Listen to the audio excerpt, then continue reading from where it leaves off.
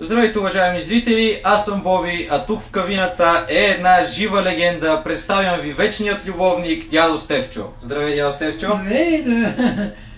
Искам да ти гостувам тук и нещичко ще кажа, ще изпея.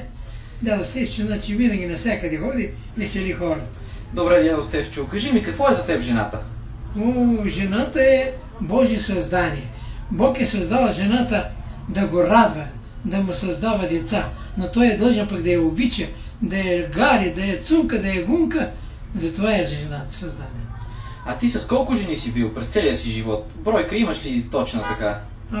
Много години са.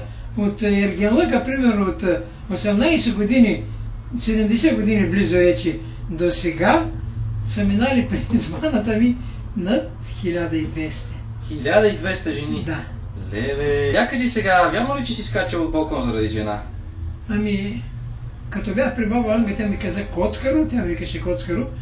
Ти вика, защо ми казваш Коцкаро? Аз съм Стефан. Защото ти вика, колко от балкона се скочил, познай. Познай от втори съм скачал, от трети, само един път съм скачал на втори.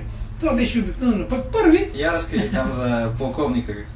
Аз бях тогава в школата, бях за офицери и полковника беше мой човек, ходя там в военния клуб, пеех и веселях ги и стана ми така приятели и се ме пускаше и по кина ходих и въобще свободен бях. Да. Обаче жена му, той пред пенсия.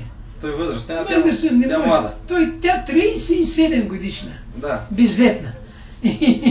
И така свикнаме, нали, четваме един път там кафенце ми свари, какао ми свари, на майтапи и почнаваме работата и край. Четвъртък ли беше, петък беше и по норми се свани. И тя погледна шпионката и вика, ли, това е мъжа ми.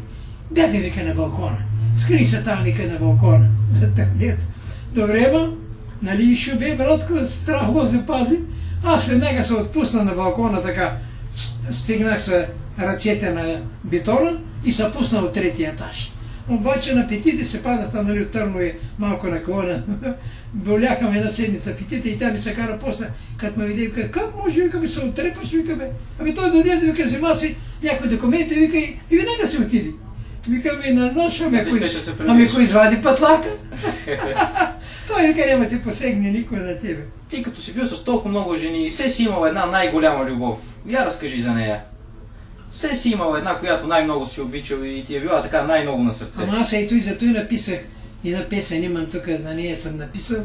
И обичах така едно момиче, беше богатско момиче, такава село. И в Търново съм обичал едно момиче.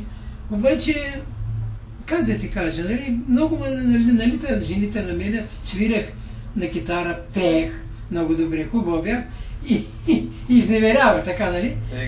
Имах такива момичета, които съм ги обичал и които съм бил готов да се... Даже бях готов да се ожени за едно там в Търново. Но какво стана?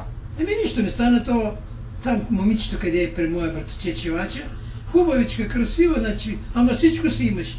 Ни големи, хубави гърди, твърди, хубави кръчета, косата и всичко красива, значи, да я изядеш цялата. Не как. Нищо не стана, така отидох си аз, свърши с службата, на нашка Дода вече тук в София. И викаш, айде, стига толкова с нея. А ти на колко години си сега? Сега съм 85 години. 85 години. Да си здрав. Поздрав за всички женички в цяла България от дядо Стефчо. Моя песен с мой текст. Да, това е негова песен с негов текст. Айде, дядо Стефчо, ти си. Страшно обичам женичките и сладко в очичките целувам ги аз.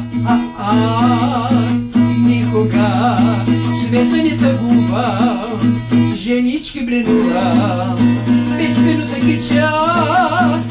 Обичам женичките, обичам и русите, чернооките, кестенявите, пастрооките, червенокосите, белокосите, обичам ви всичките.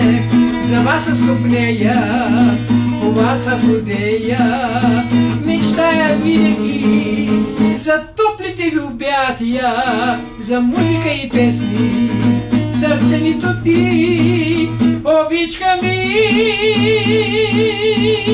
О, нежни, мили, сладки, чаровни, ненагледни, Всеки са пилни. Български жени, български звезди. I love you! Браво, дядо Стефчо! От нас беше това. Довиждане и до нови срещи!